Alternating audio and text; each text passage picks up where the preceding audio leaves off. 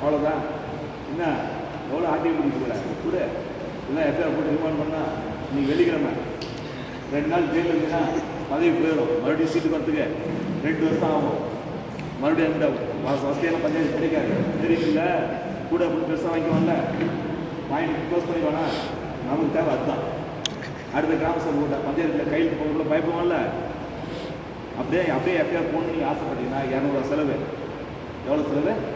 வெறும் 200 செலவு. போகிறதுக்கு எஃப்ஐஆர் பண்ணுவாங்க. ரொம்ப ஈஸி. மாவட்ட பக்கம் தெரியும். அவன் கம்ப்ளைண்ட் கொடுங்க, அவங்க ஃபீஸ் இருக்கும், அவங்க ஃபீஸ் வாங்கிக்குவான். லஞ்ச ஒழிப்புத்துறை கூட இருக்குங்க.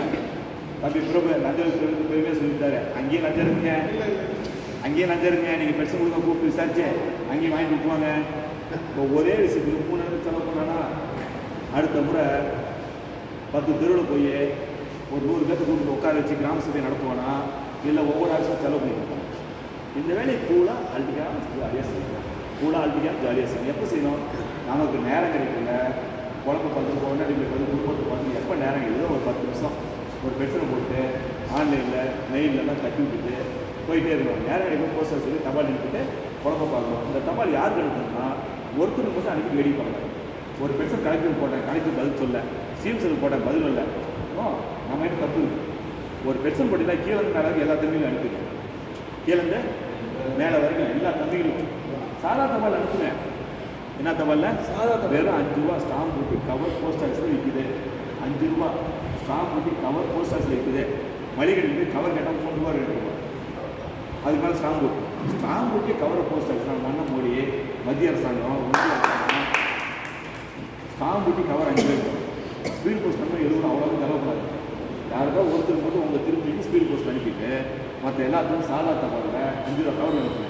இப்போ கவர்னருக்கு ஒரு தபால் அனுப்புறீங்க, 5 ரூபா தபால் கவரில் போட்டு கவர்னர் மாளிகையில் நீங்கள் ஸ்பீடு போஸ்ட்டில் அனுப்புறீங்க, ரேஸ் போஸ்ட்டில் அனுப்புறீங்க, மேலே கொண்டு போய் கொடுத்தீங்க, கொரியரில் அனுப்புறீங்க, அல்லது மதுரை வீட்டுக்கு போய் கொடுத்தீங்க. எப்படி கொடுத்தீங்கன்னாலும் சரி, அங்கே ஒரு பொட்டி ஒன்று வச்சுருப்போம். பெட்ஸெல்லாம் போட்டுக்கிறது பொட்டி வச்சுருப்போம். இன்றைக்கி வந்து எல்லா தபாலையும் அந்த பொட்டியில் போட்டுருவோம். அந்த கவர்னர் மாளிகையில் ரொம்ப அதிகமாக படிச்சுவாங்க. ஒரு கத்திரிக்கோள் இருக்குது, அந்த கவரை வெட்டுவோம். ஒரு பியூனு கிளர்க்கு சின்ன கடையில் பண்ணி 10ஆம் கிளாஸ் 8ஆம் கிளாஸ் படித்தோம், கருணை எடுக்கிற வேலைக்கு வந்தவன்.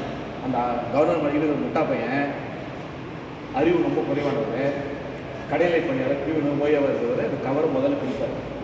இன்னைக்கு கவர்னர் மாளிகையில் ஒரு நாளைக்கு எவ்வளோ தபால் இருக்கும்? கவர்னர் ஒரு நாளைக்கு எவ்வளோ தபால் இருக்கும்? லட்சம் தான் வரும். ஒரு 1000 வரும். 1000 வரும் இல்லை, சாதாரண ஒரு 1000 தபால் வரும். இந்த தபால் எல்லாத்தையும் ஒவ்வொன்றா பார்த்து பிரிக்கிறதா நேரம் இல்லை. ஒரு பொட்டியில் போட்டு வச்சுருப்பாங்க. ஒரு பியூன் வருவான், கத்திரிக்கோள் இருப்பான், கடைன்னு கட் பண்ணுவான். இன்னொரு பியூன் இருப்பான், அவன் ஸ்டேபிள் அடிப்பான்.